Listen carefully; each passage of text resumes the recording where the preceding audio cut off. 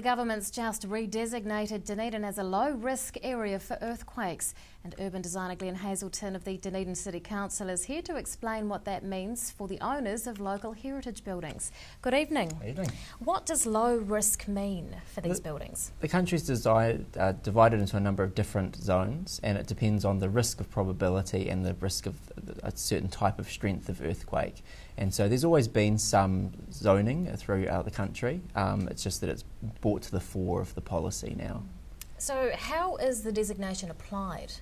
Well, so each part of the country has to meet the same theoretical standards of 34% of new building standard, but what that will be in each part of the country is slightly different just depending on what their risk factor is. So our 34% is not the same as Wellington's 34%. Obviously they have stronger and more regular earthquakes there. So it means that we've got a standard to work to across the country, but that it's locally differentiated. 34% doesn't sound like much of a standard. It's where they've decided that the risk level is right for safety and life safety. So it does mean that buildings will still be damaged and many would likely have to be demolished afterwards, but it's basically to make sure that people get out of those buildings safely. So is this decision good for people who own old buildings? I think it is. I think the reality is people are still going to need to do strengthening work.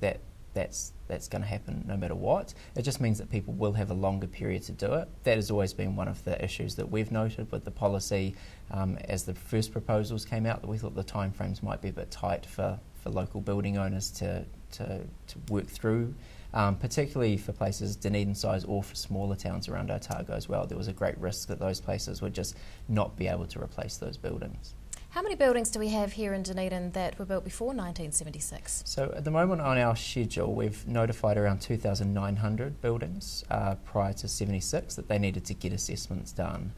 That doesn't include multi-unit residential except for apartment buildings in the central city. So that number may be a couple of hundred higher still. And how many of those buildings have been assessed under the current standards? We've had around 600 assessed that have provided their assessments back to council. We know that there's a larger number that have had assessments that haven't provided those back yet. And big places like the university, we know that they've done all their assessments, we just haven't got them on record yet. So it's about 600-700 that we've got through. What's the time limit for getting these assessments done? Under our existing policy it was 2 years, and that would have run out this last July. The council extended it knowing that the government was doing more work on policy, and we thought, look, why go hard out on trying to get people's assessments in if we know that they're going to get a longer time frame.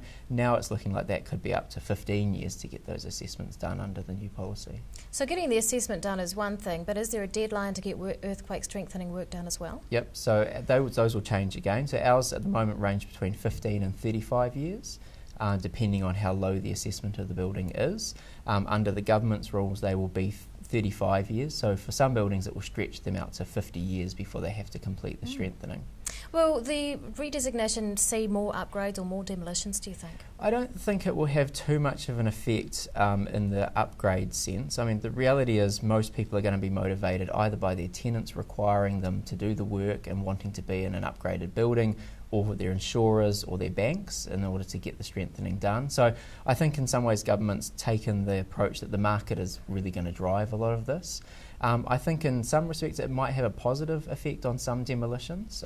There's a number of buildings that have been discussed over the last few months, churches and the like, where they've said we have to pull it down. Now they've got a longer time frame, they might actually have more opportunity to strengthen over a longer period. Urban designer Glen Hazelton from the DCC, thanks very much for your time.